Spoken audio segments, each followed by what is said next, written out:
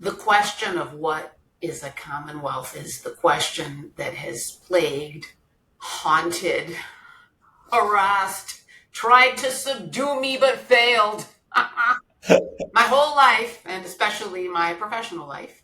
So, as you say, Puerto Rico is currently officially known as a Commonwealth. No one has successfully defined it, and the reason is that it's a label that the United States put on a territory. So Puerto Rico is a territory of the United States. What's that?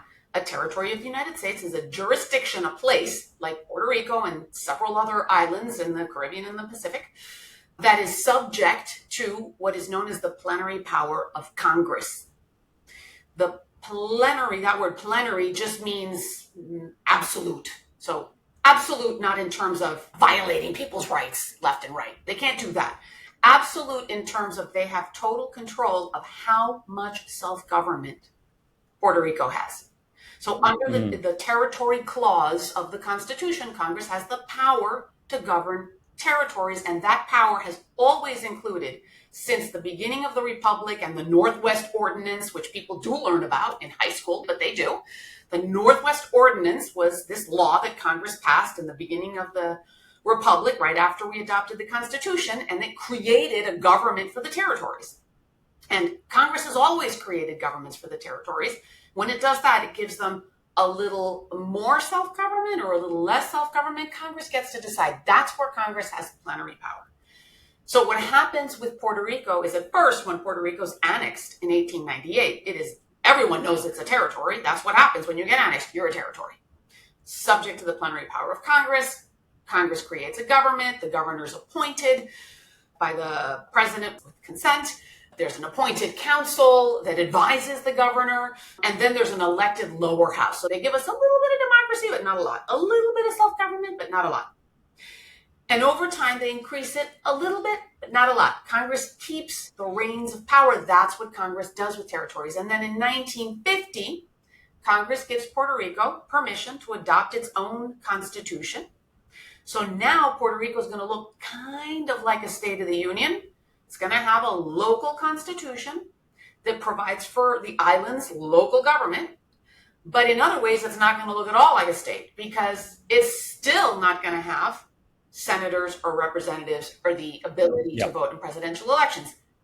That's what they called Commonwealth. So the way I think of Commonwealth is what the United States did when it wanted to give Puerto Rico a little more self-government without making it a state.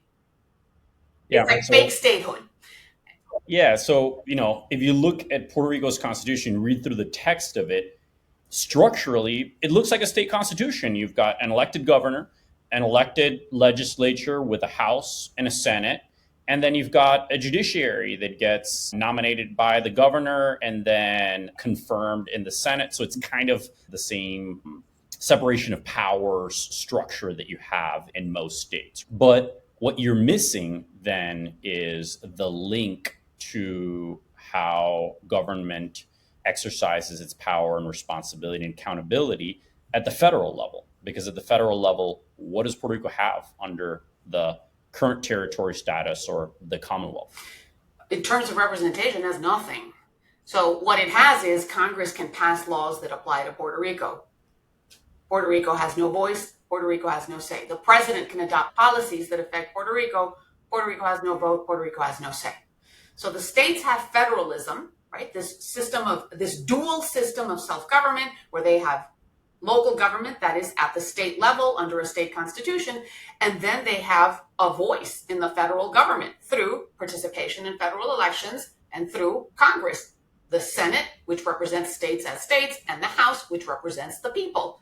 Puerto Rico doesn't have that level. It's got the local part, but it doesn't have the federal part, which means we're still subject to the plenary power of Congress, which means Congress still has the power to give us more or take some away, modify it, do this, do that. As you know, they have recently done by creating the Federal Oversight and Management Board and giving it powers even over Puerto Rico's legislature and president.